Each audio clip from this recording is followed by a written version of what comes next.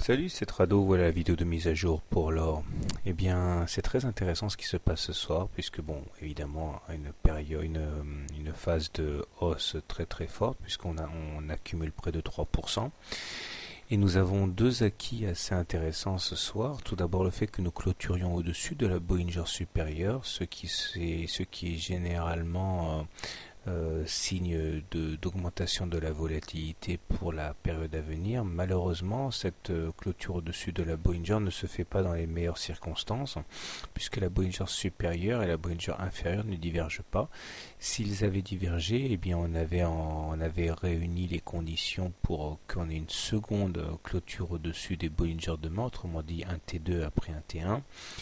Et le fait que justement la Bollinger supérieure et la Bollinger inférieure ne divergent pas, ce qui amène à douter de la possibilité de clôture au-dessus de la Bollinger supérieure demain, nous ramène à l'idée que nous venons d'épuiser peut-être un potentiel de hausse assez important, puisque nous sommes venus faire le throwback sur la ligne de coup en ocre là du double top.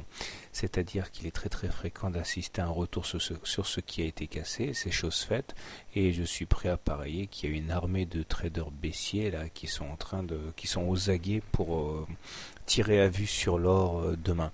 Bien sûr, tout ça pourrait voler en éclats si une mauvaise nouvelle venait sur le front de l'euro, auquel cas l'or retrouverait son statut de valeur refuge.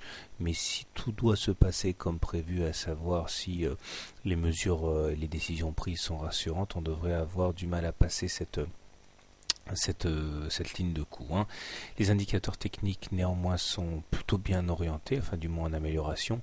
On se remet de manière positive au-dessus de la moyenne mobile à 20 séances et de manière plutôt favorable, puisque la moyenne mobile à 20 séances est croissante. Autrement dit, on se remet en tendance quasi haussière, puisqu'on est au-dessus d'une M20 quasi haussière aussi.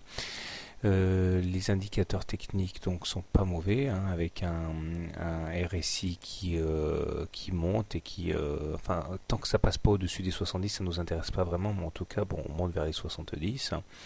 Le stochastique est au-dessus de son signal, et nous avons également le MACD qui prend de l'altitude par rapport à son signal. Malheureusement, il est encore négatif, mais bon, ça s'améliore tout ça. J'ai tracé un canal bleu hypothétique qui donne comme objectif le ralliement des 1750 à minima, mais bien sûr ça implique qu'on passe le double top. Je pense que ce qui se passe ce soir, au risque de me répéter, est intéressant parce que nous avions un objectif assez sinistre, c'est-à-dire un objectif qui correspondait au double top, c'est-à-dire l'amplitude du double top reportée en dessous de la ligne de coup, ce qui nous aurait envoyé vers les 1400, enfin les 1500. Et là, si on arrive à clôturer de manière significative au-dessus de la ligne de coup, eh bien ça invalide le scénario baissier, ce qui forcément est sympathique pour ceux qui sont haussiers. Donc pour faire simple, la tendance en journalier, elle est légèrement haussière. Mais on a un sacré problème à passer demain, c'est la résistance des 1700, là, 1706. Donc si vous voulez acheter, soit vous achetez maintenant si vous êtes du genre agressif. Si vous voulez être plus prudent, vous attendez un retour sur la M7 ou la M20 pour acheter. Si vous êtes baissier, vous avez un excellent point d'entrée là, au moment où je parle sur le contact des 1700 et quelques.